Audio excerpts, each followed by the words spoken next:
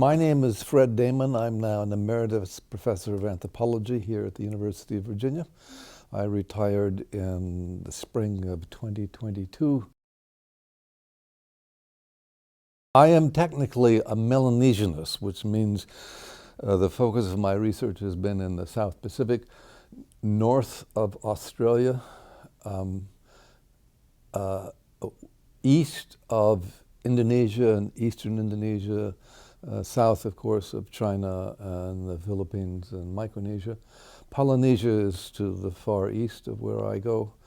I have spent close to a little bit more than 49 months on a small island in now the country of Papua New Guinea. My original research had to do with something called exchange theory in anthropology, which is a little bit of economics, a lot of ritual, and what some people would call religion. In anthropology, in order to know anything, you have to know a lot. So I still consider myself at the initial stages of learning enough about China so that I could authoritatively publish about anything about China. So that's the background. If you ask me, what have I really published on China? The answer is almost, but not quite, nothing. However,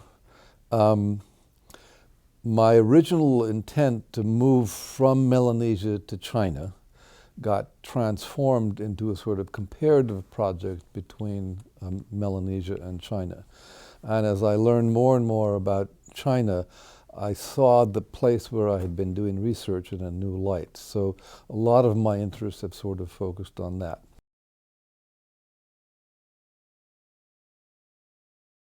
The first place where I really wrote anything about China was in a 2012 article in which I got pulled into a conference on the notion of civilization and thinking about civilizations. We're talking about social systems.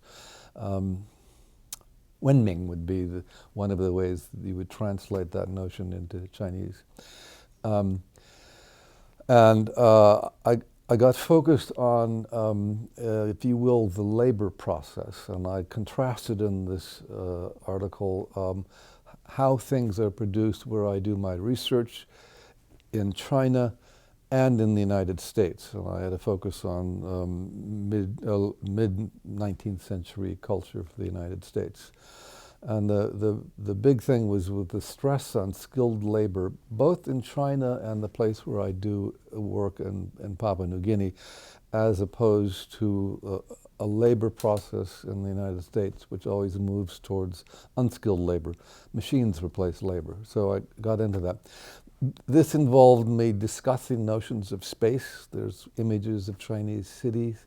A city, the ideal sort of city in China in that article. At that point, I was in the initial stage of Shufa, doing calligraphy in China, and I was fascinated with writing and learning the strokes, and also really stimulated by the fact that the context in which you learn how to write in China is with the figure for Tian, field, and that's where you learn how to write. And in the first course I took on Shufa, the instructor said that I don't know if this is quite accurate, but the most famous character for learning how to write in Chinese is me, for rice.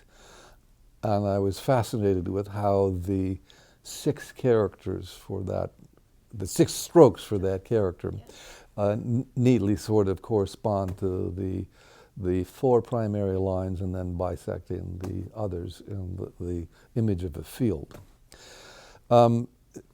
That's partly significant because the fields where I do research in Papua New Guinea are literally the fields where people plant crops. They're very finely ordered, and people put a lot of attention, detailed attention into them, and worry over the smallest details. The productive process in China is very much the same. Somebody who grows rice, I realized that farmers were not high in the rank of Chinese society, but the labor process was highly skilled. And I got into contrasting that. And that as opposed to the Western system where you get rid of skilled laborers because they talk back and you put machines with them. So there became a process of sort of thinking about these three things. So that would be the first thing where I publish things. During my first year here, the 76-77 academic year, I became acquainted with the graduate student James Wilkerson, who was preparing to go to China to study. And by the time, this is 76-77, by the late 70s, I began to know a woman who became, and I don't think she was then, his wife, Ho Ping, who is from Taiwan. And those two have been my connection to East Asia. Sometime in the early 80s, there was a memorandum of understanding between the Yunnan Nationalities Institute and the University of Virginia, facilitated through the Center for Advanced Studies, I think it was then called, and directed by one Dexter Whitehead. The now Emeritus Professor John Israel was central in setting this up. And Jim Wilkerson and Ho Ping, along with John Israel, set up this exchange program between the Minzu Daxue in Kunming and the University of Virginia. And through the this had a relationship to the East Asian Center, but I wasn't so much involved with that and didn't pay attention to it. I was interested more in the details. I then participated in that because I thought that the international studies was really important and anthropologists should support it, even though then I was more connected to South Asia than East Asia. But through the 80s, we helped host some of the people from Kunming who came here. And then in the late 1980s, the other side of that started. My colleague Peter Metcalf went to Kunming and traveled throughout a great deal of Yunnan with Jim Wilkerson. And then in 1991, in my first visit to Taiwan and Kunming, my then PhD student, Ho Ping, she guided me around Taiwan and then took me to Kunming. We went around the lake, the big lake that's at Kunming, but that's all I saw, and then the city. She had an extraordinary number of friends then. It was marvelous to sort of see that. That's what sort of got me attached to East Asian things. And I think probably from then on, this would be circa 1990, 91, 92, whenever there was an East Asian talk here, I would go to it. And I became more and more familiar with people who were involved with East Asian studies. Sometime in the mid-90s, I also started teaching an undergraduate course that dealt with my new specialty, which was environmental studies. And maybe by 95 or 96, I had an elder Japanese professor friend who had written a lot about Japan. So I pulled her books into my course and began to learn a little bit about Japan, with the idea that would supplement the background information I needed for China.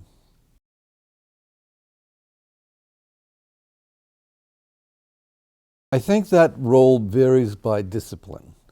But for anthropologists, if you go back to something I think I said, we know that for us to know anything significant about a place, we have to be exposed to a lot.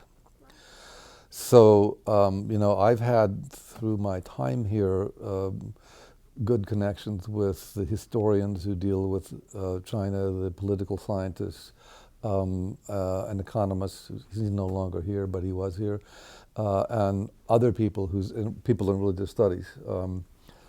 Paul Groner, who's also retired, he was a Buddhist specialist on Japan, but he knew a lot about Buddhism in China as well. So it was very important for me to be able to listen to those people say what they were saying, and also to pay attention to the experts they had come here and give talks. In the 90s, I hardly knew anything, so most of it was Greek to me. It no longer is, so I can fairly readily listen to somebody else who's talking about those places from very different disciplines than me, but pull it into the range of knowledge I have, and I can make something out of what they tell me, and of course they're expanding what I know about those places, and that's really important. So there's two sides to that. First of all, for our graduate students, they've got to do this. If they're anthropologists, they have to do the same thing. They have to know how to listen to people who have other kinds of knowledge when that knowledge is about their place. And one of the ways I would say, judge is not quite the right word, but think about our young graduate students is whether or not they would listen to somebody else who's not an anthropologist talk about, say, China. And if they would turn those people off, I would say that person's not going to be a good anthropologist, because they don't have the patience to listen to somebody who knows more than they do and knows it in a different way, and that's really important. So that's a couple of critical functions then. First of all, the center has allowed us as experts to bring in our fellow colleagues. And so, I don't know if every semester, but almost every semester, there's somebody in the East Asian Center who comes here and speaks more or less as an anthropologist. But then there are many other kinds of East Asian scholars who come here and talk. And they cannot say something that I can't find relevant. I can turn into some sort of useful knowledge what they're saying. And that's important for me as somebody who wants to be perceived as knowing something about, say, China. And it's more important maybe for our young scholars who are just starting on their paths. My biggest contribution, and right now it's not little, it's not big, but it's not little, will be with younger Chinese anthropologists who are seeing how they get a reflection off of me of what I've learned about China and how I take that elsewhere. And that gives them slightly different ways to think about their own materials. And that's important.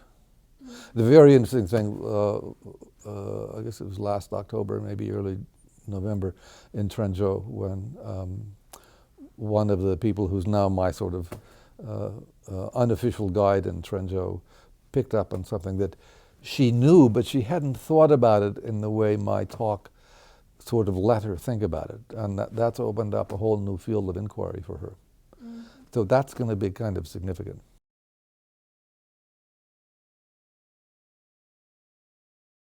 My first answer to that question is I have more fears than hopes.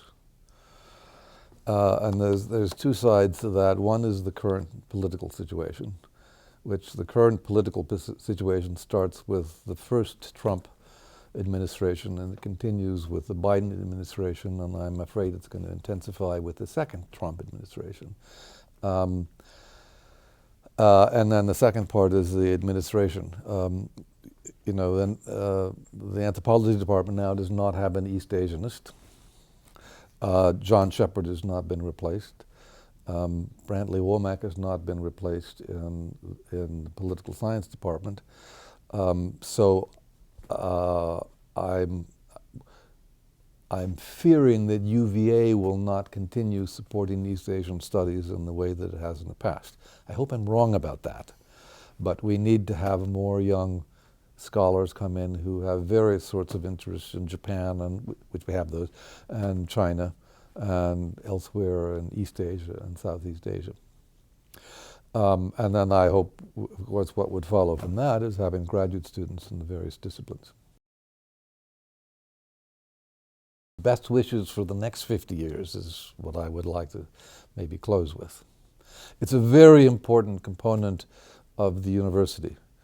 I think that we first need strong departments, and then we need programs that link the departments. That's more important than having a department that's half anthropology, half religion, and half history, because the different specialties have their own expertises. and they have to be built and maintained and sustained. But then you need other contexts in where those people can meet and gather. And that's what the East Asian Center has been doing for 50 years, and I hope it will continue doing that.